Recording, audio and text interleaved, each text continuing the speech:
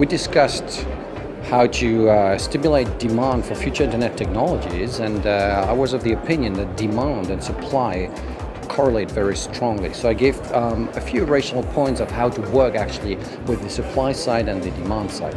Now, when it comes to the supply, I believe that Europe is very good in innovating and researching, but it is not so good in actually bringing innovation and research to the market.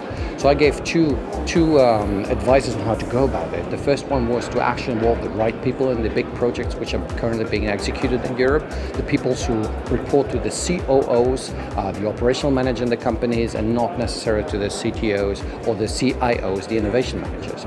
The second point I raised is that it would be good to involve the VCs, actually, the VC community, which is very good in spotting high potential innovation items. They would be able to say this project is doing things which really can lead to good market products and get this going.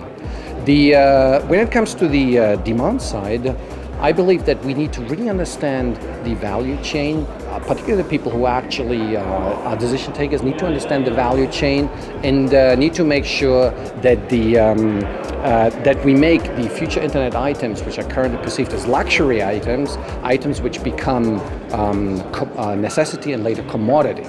So I proposed, from a governmental point of view, that the government actually gets involved much more actively in it by helping actually with the procurement process, so that they do work actually with a very with a smart procurement, help essentially companies not only to bid with the minimum technology and the cheapest technology, but also with a good technology, a future and forward-looking technology.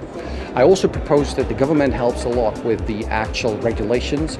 This may help also to put in place all this heavy infrastructure. I also said that actually it might be useful to look at it from a human point of view, create empathy with the CEOs and CTOs which choose the future internet technology, with the users who use it, with the stakeholders who use it, etc.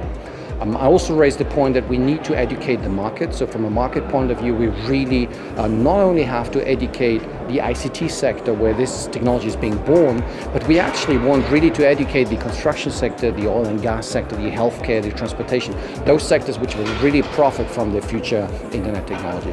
And my fourth point is that it will be very difficult to bootstrap this type of market, and we may need to have big financial packages which will help essentially this fairly heavy B2B future internet market to really take off.